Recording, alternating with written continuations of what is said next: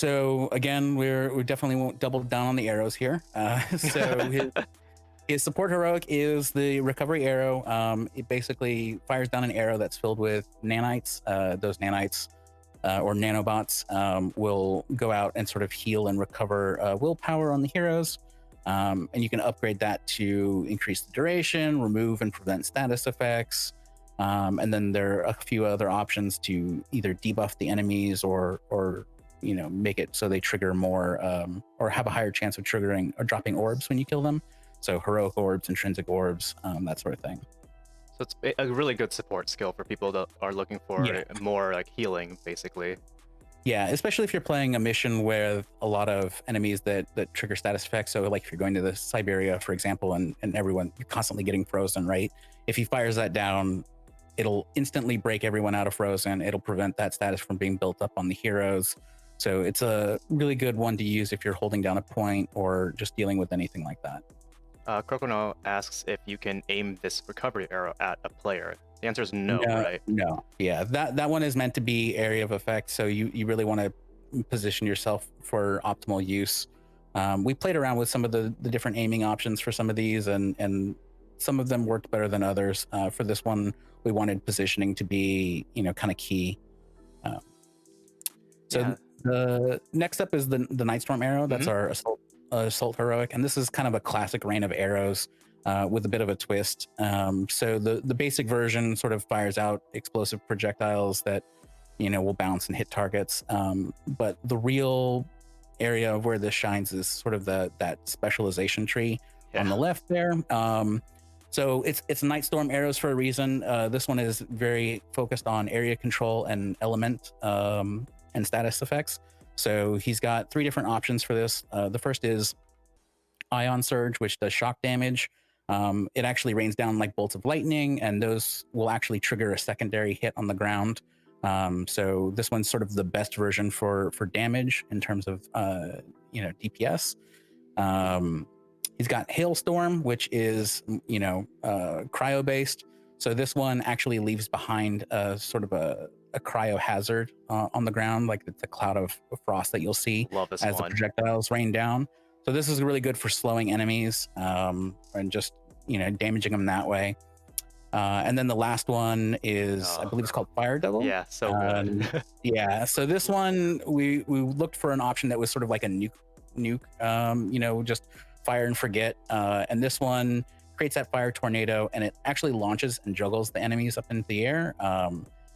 So you can use that to sort of push enemies up, and then you can pick them off while they're getting bounced around. Nice. And then this other specialization is it increases the size and things like that, right? Yeah, there's some modifiers on that. So it's stuff that it increases the size of it, so you can either affect a larger area, or increases the duration, so you can if you just want to lock down a smaller target area for longer, you can use that. And then this heroic is also really good for building or building up heroic charge in general. So enemies defeated by it will have a chance to drop heroic orbs. So it's really good if you actually want to use this to sort of charge up your other heroics. You want to sort of place that for the most optimal effect. And those drop also for your allies. So you can use it kind of in a support function too. And last but not least, his ultimate heroic. Yeah, so the Hunter's arrow is sort of that fire and forget AI tracking arrow. So this is, heavily tech based, but he basically fires this out and it just seeks targets. And it does a cool, meandering trail while it looks for targets. Most of the upgrades are based on, getting increased number of hits. We have a few specialization options. So the twin Talons, basically you get to shoot 2 of them. They have shock damage, so it's sort of like the ultimate battlefield control of like if you just want to send those out and disrupt a bunch of targets. That's really the way to go. We have Dive bomb. Yeah, the dive bomb. So the dive bomb one will attach an explosive charge. And so you can see that little indicator on the targets, and those can be triggered. It's we call it an impact charge. So any hit will trigger that. So you can punch them, you can shoot them. Doesn't have to be you. It could be your allies, and that explosion just sort of launches them.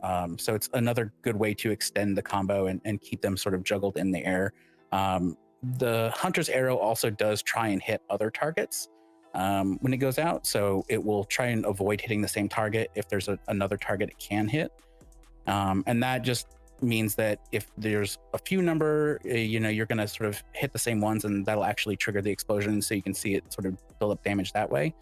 But marked prey is basically changes the functionality for that. So, and it doesn't really change what the arrow does so much as it lets you focus in on a target. So if you really want to use this against bosses, for example, you want to select this option, because if you aim at the boss or if you're attacking with melee or ranged attacks, it'll try and prioritize that single target as opposed to trying to go for other targets. So that's the best way to like focus your damage. I don't think the tip video shows it, but yeah, you can just aim with your bow. You don't even have to shoot, and it'll just kind of keep going to that same target. Nice. So that's like a good overview of all the skills. We're not gonna get into the mastery. So heroes, until next time, Kalikalikalow. Bye.